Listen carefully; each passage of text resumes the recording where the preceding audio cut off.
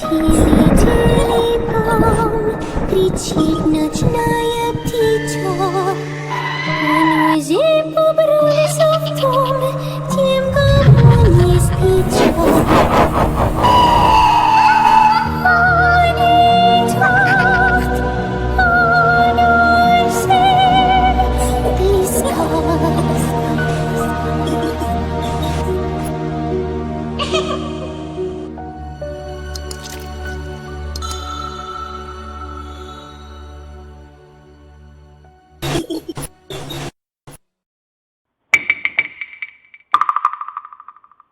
Magandang gabi sa inyong lahat.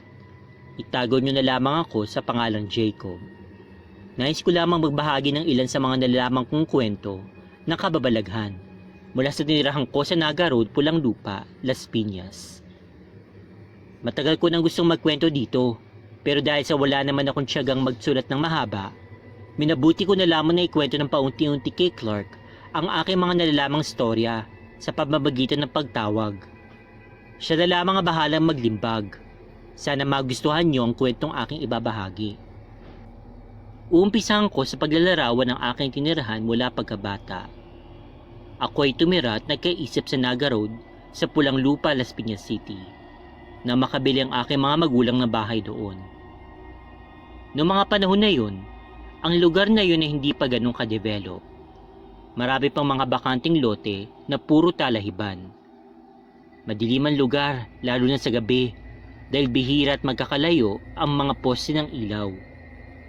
Kung ikaw ay mamalasin na gabihin sa daan, talagang maglalaro sa isip mo ang sari-saring kababalaghan.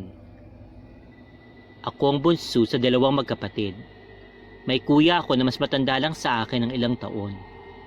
Tuwing papasok kami papuntang paaralan sa umaga, hindi na bago sa amin na makakita ng mga nagtutumpukang mga tao sa daan. Ang dahilan, may tinapong katawan na sinalvage na naman. Noong una, talaga namang nakakatakot na makakita ng patay. Lalo na kung makikita mo na talagang pinahirapan ito bago tinapon sa damuhan. Nagkalat ang dugo at mapapaisip ka kung paano naalip nino man na gawin ang garong karumal-dumal na krimen. Pero nung lumaon, dahil sabi ko nga ay madalas itong mangyari, hindi na kami nagugulat ng kuya ko. Nakakalungkot mang isipin, naging pangkaraniwan na lang sa amin na makakita ng ganong uri ng karahasan. Hindi namin alam kung may kinalaman, pero marahil dahil sa labis na dilig na dugo sa lupang bumabagtas sa Naga Road, nabuhayan ang mga di pangkaraniwang elemento at mga alagad ng dilim doon. Sa lugar na yun, hindi lamang mga tao na halangang kaluluwa ang namamalagi, kung di pati ang mga nilalang na nagtatago sa dilim. Maraming kababalaghan na nangyari noon sa aming lugar. Sa totoo lang, hanggang ngayon, pero dahil sa mas marami ng tao doon at higit na develop na kaysa sa nung nakatira pa ako doon, medyo hindi na ganun kadalas. Sa kwento ko ngayon, magko-concentrate lamang ako sa mga kwentong aswang dahil ayon kay Clark, yun ang mas gusto niyong pakinggan. Doon sa street namin, ang isa sa pinakamaraming taong nakatira. Kaya siguro mas nakampanteng iba doon na lumabas kahit madilim na. Isang gabi, 8:00 pa lang kaya medyo maaga pa. Ang mga tao ay nasa labas pa at nagbabatian at nagkukwentuhan ng iba. May mga bata rin na nasa labas at nagsisipaglaruan. Nang walang ano-ano, may nakapansin sa isang lalaki na nakatayo sa taas ng isang pader. Ang labis na nakatawag ng pansin sa lalaking yun ay napakataas ng pader na yun at wala naman nakatira doon kasi ginagawa pa lang yung bahay. Hindi yung basta-basta maaakyat kung wala kang hagdan na dala. Ang mga karpintero ay wala doon kasi nga gabi na. Nung tinuro nung nakapansin sa mga kasama nito ang lalaki, lalo pa silang namangha na biglang tumakbo ito at lumukso sa ibabaw ng isang bahay. Ang mas nakakapagpagilalas dito, malayo yung bahay mula sa pader at mas mataas ito. Kumbaga, kung makikita mo ito, parang napaka-imposible na nagawa niya.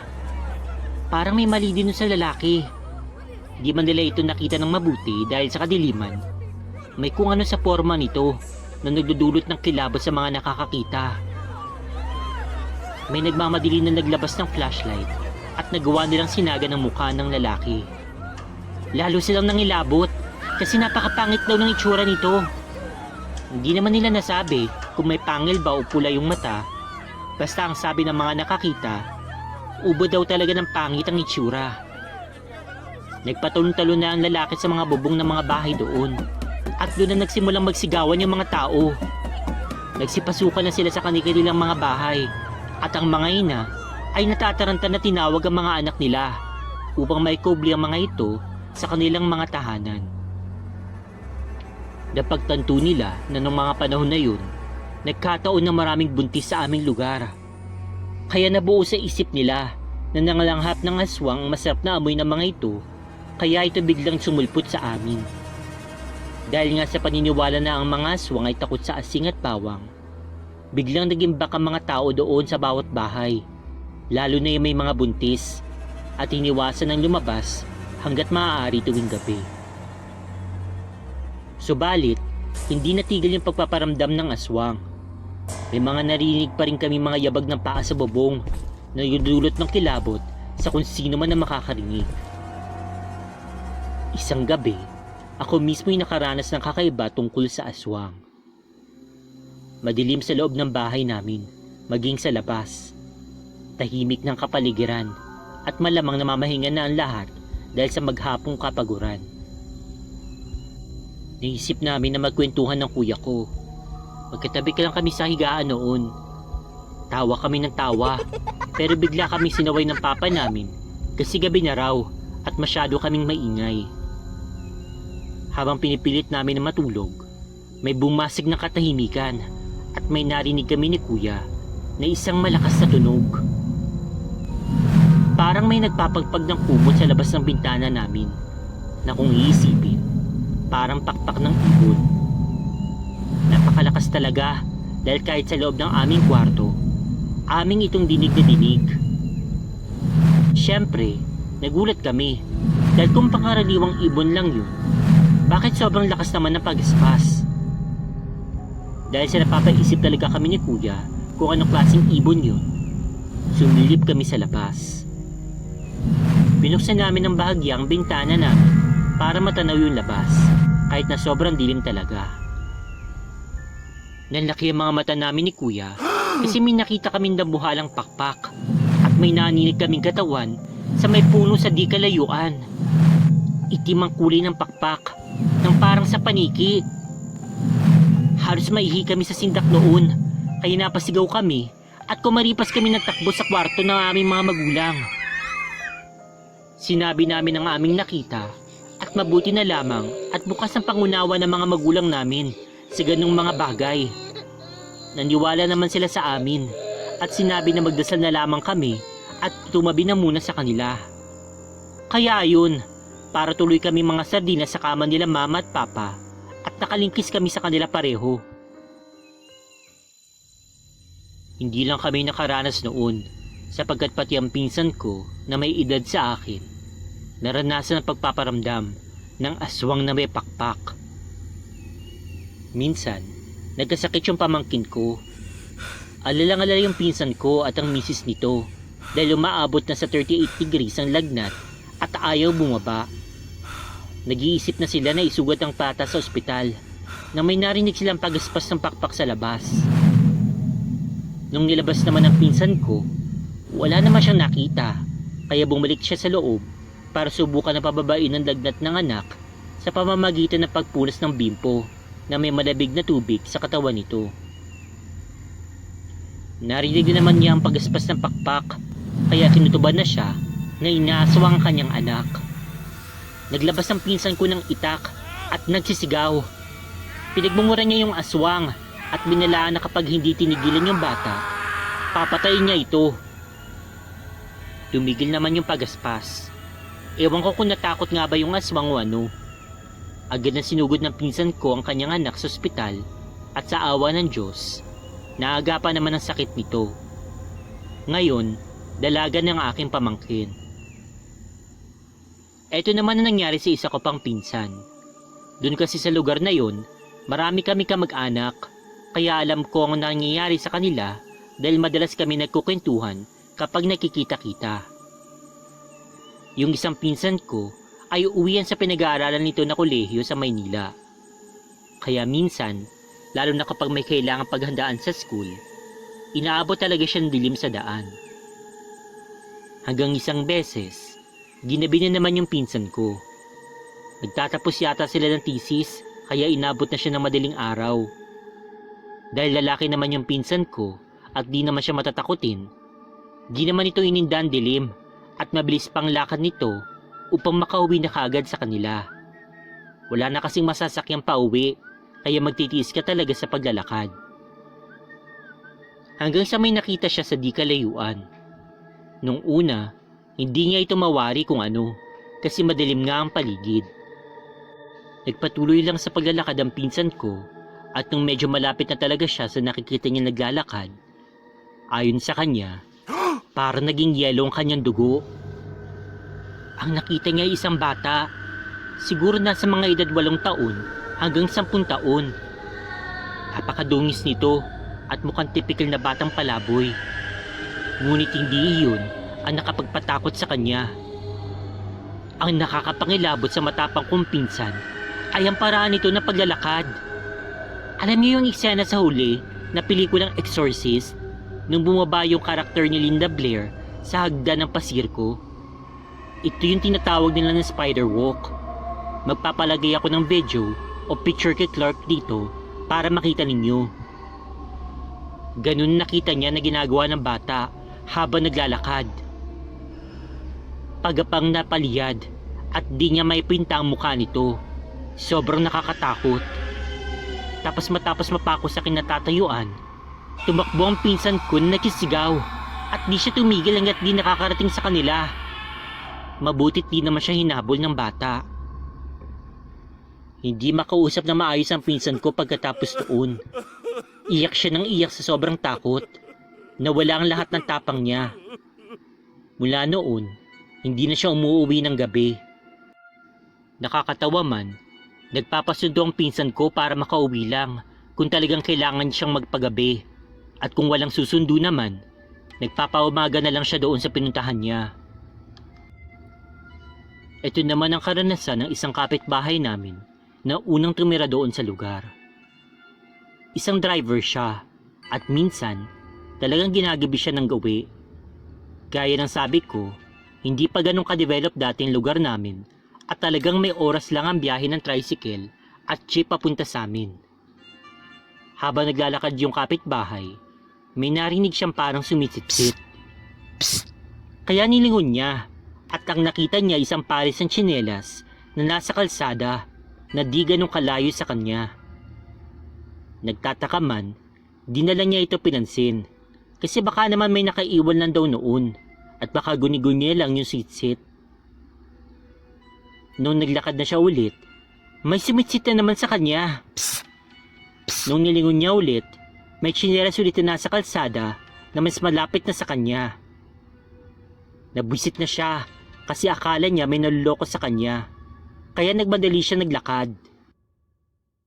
Nang biglang lalong lumakas yung sitsit na para bang nasa likuran na lang niya.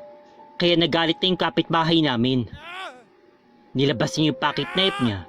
Sabay sigaw ng, "Tarantado ka! Subukan mo magpakita! Papatayin talaga kita!" Paglingon niya, nakita niya yung tsinelas na nasa likuran niya. Sa labis niyang pagkainis, sinugod niya yung tsinelas at pinagsasaksak niya na para bang kaaway niya talaga ito. Pero natigilan yung kapitbahay namin na may narinig siya na tumili na parang nasasaktan. Kaya napatakbo na yung kapitbahay pauwi sa kanila dahil sa sobrang takot. Pagdating dito sa kanila, kinuwento niya yung mga nangyari sa kanyang asawa. Labis itong nag-aalala. "Naku po, malamang aswang yun. May narinig ka ng sigaw kasi nag-anyo siyang tsinelas upang lansihin ka. Sana hindi mo iniwan. Pinagpirapiraso mo sana para hindi na makapagiganti sa'yo." Sabi ng asawa niya, "Alam ko nang iniisip ninyo. Pwede ba yun? Aswang na nagiging tsinelas? Siguro kung aso yun o baboy, baka di na kayo nagulat. Pero tsinelas? Pero yun ang kwento sa amin. Ewan ko kung kwentong barbero o ano, pero di pa doon natapos. Mula daw noon, hindi na makalabas sa tahanan nila yung kapitbahay namin. Naging tuliro ang isip nito at parang nawawala ng bait. Lagi nitong sinasabi na may nagpapakita sa labas ng bahay nito ng mga tao na pinagbabantaan siya. Nasa oras sa lumabas siya ng bahay, papatayin siya ng mga ito. Wala naman nakikita mga kasama niya sa bahay tuwing sinisilip nila. Kapag tinatanong nila, nakakubli daw sa mga damuhan kaya di nila makita. Dahil nga sa di na siya natutulog at di rin halos makakain, nagkasakit yung kapitbahay namin. Nung mukhang malapit na siyang mamatay, nagulat yung mga tao na nakapaligid sa kanya kasi may narinig silang sumisipsip. Psst! Psst! Agad na doon lumabas yung mga kapatid na lalaki ng aming kapitbahay upang hanapin kung may ibang tao sa paligid. Pero paglabas nila, ang nakita lamang nila ay isang asong itim na bilis na tumatakbo palayo. Naisip nila na baka kaanak ito ng babaeng aswang na nag-anyong tsinelas. Nakaganti na yung ang mga aswang sa kapitbahay namin. Nakwento ko na sa inyo dati, marami tinatapon ng mga bangkay sa amin. Ngayon, alam naman natin na halos lahat na ang kinakain ng mga aswang ay mga tao. Minsan napapaisip ng mga iba sa amin kung yung mga sinalvage na iba ay talaga bang sinalvage? Kasi may mga natatagpuan ng mga katawan na kulang ng braso at parang masyadong brutal ng kinamatay. Ang sabi ng iba, maaaring yung aswang iniwan lamang ang ibang parte ng katawan doon sa damuhan at kinuha lang yung mga parte na gusto niya. Maaaring ginagamit ng mga ito ang pagiging tapunan ng patay ng aming lugar para hindi mahalata ang mas nakakapanindig balahibo na gawain ng mga ito. Kung ano't ano pa man ang tunay na dahilan, iso lang ang sigurado ako. Ang Naga Road, Pulang Lupa, dito sa Las Piñas, ay tunay na mahiwaga at nababalot ng kilabot. Ang inyong lingkod, Jacob.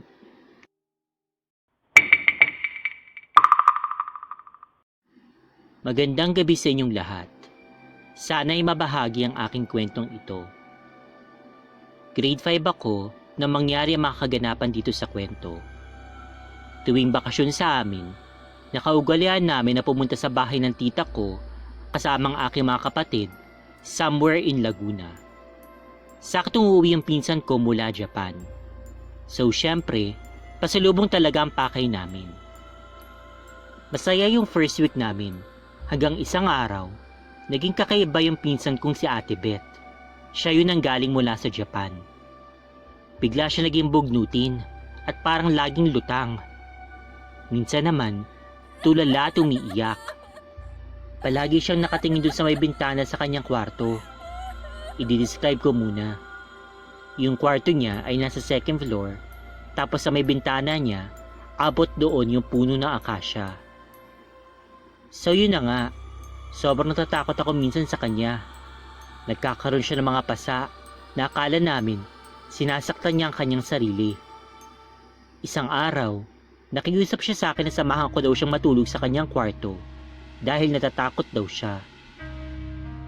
Natakot ako noon at hindi ko alam kung mapayag ako sa kanyang request. Pero nakiusap kasi sa akin si tita, kaya ayun, napapayag na din ako. Ng mga bandang hating gabi, nagising na lamang ako dahil may narinig ako na parang mga nag-aaway na mahinang boses. Pagtingin ko sa may bintana, nakita ko dun si Ate Beth. Nakatayo siya doon at nagsasalita. Tinanong ko siya kung anong ginagawa niya doon. Nabigla na lang niya akong sinigawan. Tumakbo ka na palabas! Kaya tumakbo ako kahit naguguluhan ako. Ginising ko sila tita ko at kinuwento ko yung nangyari. Umakyat si tita para puntahan si Ate Beth at pagbaba nila, umiiyak si Ate Beth. Sinasabi niya na, sasaktan niya daw yung pinsang ko kapag hindi ako pumayag. Paulit-ulit yun na sinasabi niya. Nung nahimasmasan siya, Saka siya nagkwento na may gumagahasa daw sa kanya pero hindi niya makita dahil puro itim. Nung nakita daw ako sa kwarto, galit na galit ito sa akin. Hindi daw makagalaw si Ate Beth kapag ginagahasya siya nito at sinabing kailangan daw sumama ni Ate Beth sa kanya. Hindi makalis sa kwarto si Ate Beth dahil nagbabantay ito na susundan siya at mananakit ng iba. Pinabantayan si Ate Beth sa albularyo at nag-alay ng mga pagkain sa may puno, pati na rin mga manok. Nakiusap yung albularyo na wag nang gambalain si Ate Beth. Lumipas ang 1 buwan at naging normal naman ang lahat. Mabuti na lang at nakawala naman si Ate Beth sa nilalang na yun. Pasensya na po kung masyadong mahabang kwento at kung medyo magulo. Hindi po kasi ako sanay magkwento, pero maraming salamat sa inyong pakikinig. Ang inyong lingkod, Shy. Magandang gabi sa inyong lahat. Gusto ko lamang magbahagi ng aking mga karanasan sa aming tinitirahan ngayon. 4 na taon na kami ni Karen dito at habang lumalapit yung araw ng paglipat namin, siya din palala ng mga pagpaparamdam niya. Nung bagong lipat pa lang kami dito, sinabihan na ako ng aking kaklase na malapit lang din dito sa aming tinitirahan na meron daw kapre sa likod ng bahay namin na nakatira sa puno ng akasya. Dati daw, napakasukal sa likod nito dahil taniman nito ng mga mais. Lagi niya akong sinasabihan na mag-ingat ako lalo na't kalat sa amin na totoong may nagpaparamdam sa punong ito. Ang unang kwento ay mula sa naging kakilala ng nanay at tatay ko. Ikinuwento niya kung ano ba ang meron sa akasya na yun. Paggabi na raw noon, umaambon at walang street light sa katabing bahay ng puno. Tangi ang ilaw lang ng kanilang motor ang nakisilbi nilang liwanag. May bibilhin sana sila noon at nang makarating na sila sa tapat ng puno, bigla na lang bumigat daw yung motor. Tila ba parang may kung ano na humihila dito na sanhi upang bumagal ang takbo. Pangalawang kwento ay mula sa aming kapitbahay. Ang sabi niya, tanim daw ito ng kanilang father-in-law na namatay way back in 2017. Naisana nila na magpatayo ng bakod para paghiwalayin ang mga properties nila at yung sa nirerentahan ng bahay. Kaso nakaharang yung puno. Binalak nilang ipaputol ito, ngunit sa kasamaang palad, bago sana putulin ng puno, bigla na lang nagkasakit di umano yung puputol. Kaya sinasabi nila na ayaw daw talagang ipaputol ng bantay. Ang pangatlong kwento ay yung experience ko na. Magkatabi kami ng tita ko sa pagtulog. Yung tita ko ay kapatid ng nanay ko na tinatawag namin tuwing wala ang tatay ko sa aming bahay dahil nasa biyahe ito. Dito namin siya pinapatulog upang may makasama kami. Ang bahay na ito ay walang kisame. Sa kwarto na aming tinutulugan, meron butas. Kung kaya't maaninag mo ang ilaw sa likod ng kusina, nakatabi ng banyo na nasa labas. Kitang-kita ko isang gabi ang pagdaan ng isang anino ng lalaki. Sinabi ko ito sa akin tiyahin, ngunit nagkipit-balikat na lamang siya kahit na alam ko na natatakot din siya. Nagtataka ako ng mga oras na yun dahil sino ba naman yung dadaan ng mga panahong yun? Gabing-gabi na at wala naman lalaki sa amin. Ang lola ko ay isang manghihilot at magtatawas. Ang biling niya sa amin, wag na wag kami mag-iiwan ng underwear sa likod ng bahay namin dahil hindi namin alam ang maaari nitong gawin. Nagbilin din si lola na wag namin pilitin na palisin yung kapre. Ang pwede na lang namin gawin ay magpausok tuwing hapon. Ang sabi niya, gumamit kami ng insenso na itataboy daw nito yung masasamang nilalang na maaaring pumasok sa aming bahay. Ayaw daw kasi ng mga kapre at ng ibang mga masasamang nilalang yung maaamoy na mga bagay. Kung kaya't ang pagsusunog ng balat ng nyug at baon ng nyug ang aming ginagawa kung walang available na insenso.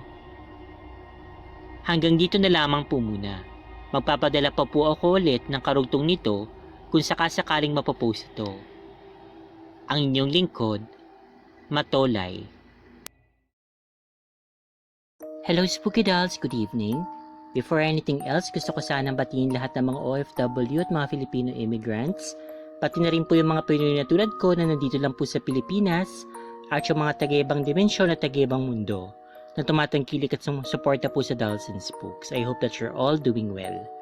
Okay, so ito na nga po yung video po natin para sa gabing ito. Pero ayan, kung nakikita ninyo, nila po ko yung ginagamit ko po na video kapag hindi po ako humarap sa camera. Sadly, parang nabura ko yata accidentally yung pong yung video clip na ginagamit ko kapag yun nga nag-voice over po ako. Pero anyway, baka gumawa na lang ako ng bago. So for the meantime, ito na lang muna yung gagamitin ko para dun sa ating analysis o yung discussion po sa bandang huli. But anyway guys, I hope that you're all doing well. So thank you po talaga sa lahat ng sumusuporta po sa Dolls and Spooks.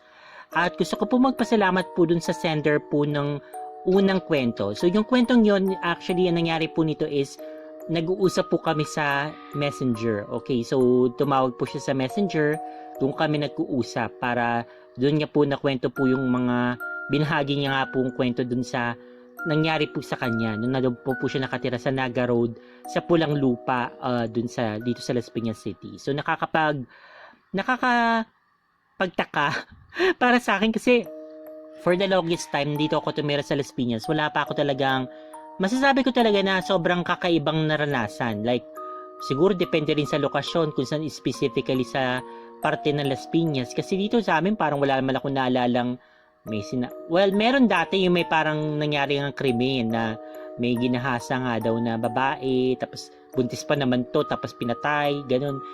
Pero aside from that, wala naman po kung naalala na parang katulad na ng mga sinalvage na tinapon-tapon kung saan-saan. Okay, so siguro dun sa parteng yun, hindi pa kasi ako na masyado nakagawi doon. Baka doon talaga may mga ganun nangyayari na tinatapon nga yung mga katawan. Pero, di ba sobrang nakakatakot na parang lalabas ka ng bahay, pupunta ka sa trabaho, sa school, ganyan, tapos may makakasalubong ka o makikita ka na gano'n na nakahandusay dun sa lugar ninyo. And then, siguro nga, gaya nga na nakalagay dun sa kwento na baka dahil nga sa tapunan nga ito ng mga patay, ang mga sinalvage, yun yung naging dahilan din kung bakit marami mga kababalagan na nangyayari doon. At specifically nga tungkol nga doon sa mga aswang. Like meron doon isang parte, I'm sure na marami rin magtatanong o magtataka kung aswang ba talaga yun or what. So yung pong tungkol sa bata, okay, bata na naglalakad na parang spider walk. So mga hindi po nakatingin sa screen, so nung time na binabanggit po yun dun sa kwento, nakita nandun po siya. So gumamit po ako ng clip dun sa Exorcist na movie, para ipakita sa inyo kung ano pong ibig niya sabihin dun sa spider walk, yung parang nakaliyad na gumagapang na gano'n. So talagang kung makakita ka nun, sobrang creepy, nakakatakot talagang tingnan. So ngayon, at talagang okay, kinikilabutan talaga ako ng time na kinukwento niya yun. At saka okay, tungkol sa tsinelas, okay, ngayon first time ko lang nakarinig kasi pangkaraniwan na sa atin yung nagkasa pusa, nagkasa aso, nagkasa baboy, ibon, I mean hayop. Okay, kumbaga hayop na yung aswang na nag-transform into an animal. Pero first time kong nakabasa, okay, or magbasa ng kwento, mag-narrate na tungkol sa isang aswang na nag-anyong hindi hayop nag-anyong bagay, okay, in this instance, tsinelas. Hindi ko alam kung pwede rin pala yung ganun, okay? So kung tutusin, mas kakaiba yung tipong mas makapangyarihan siguro yung ganitong klaseng aswang na kaya mag-transform into an inanimate object. Kasi, okay, kung ako naglalakad ako somewhere, then makakita ko ng aso, medyo kakabahan ako kasi alam ko na kaagad na kung kahit di masya aswang, pwede nga akong atakin or what. Pero, di ba, okay, ibang level na talaga to, tsinelas, imagine, aswang na tsinelas. Pero pagkakamali niya lang doon is, yun nga, hindi kasi sino ba naman mag-aakala na aswang pala yun. So mari kung alam niya yun, hindi na siguro talaga nabuhay pa tong tsinelas para makapagsumbong or makagamot ng sarili, ganyan. So alam niyo yun. sobrang ano lang talaga, kakaiba talaga yung kwentong yun na hindi ko alam kung totoo ba talaga to or what, pero ayun nga. So, I'm very happy na nakapag-share siya ng kakaibang kwento talaga na I hope na na-enjoy nyo rin. So, all the rest of the stories ay galing po sa Spookify. So, yung isang kwento naman po, yung tungkol nga po dun sa may bumibisita po dun sa kanyang pinsan na kakaibang nilalang tuwing gabi. May mga narinig na rin akong ganito klaseng kwento. Yung iba pa nga parang nabubuntis. Okay, ng mga nangahalay sa kanila na mga hindi natin alam kung engkanto o kapre or what. Okay, and then yung iba nabubuhay yung bata tapos kakaiba yung bata or what, o yung iba naman parang may parang nabasa akong kwento before na nabuntis siya pero parang kinuha din ng amang engkanto. So parang hangin yung kanyang ina na pinagbuntis. Well, hangin in the sense na hindi siya nakikita. Parang invisible. So parang nakakatakot naman masyado. At saka talagang sobrang violation talaga yun nun sa babae na alam mo yun, nanahimik ka sa bahay mo, natutulog ka tapos wala kang magawa kasi hindi ka makapagsumbong kasi pag-iisipan ka na naluloka ka na, and then eventually baka nga maloka ka talaga dahil sa mga nangyayari sa'yo. So okay, kayo ba? Ano po bang masasuggest niyong gawin kapag ganyan? So the best ba talaga is lumapit kayo sa isang albularyo, then manghingi kayo ng tulong mula sa albularyo? Kasi parang feeling ko dapat ganun ang ginagawa mo eh. Siyempre, nandun na yung magdadasal ka, okay?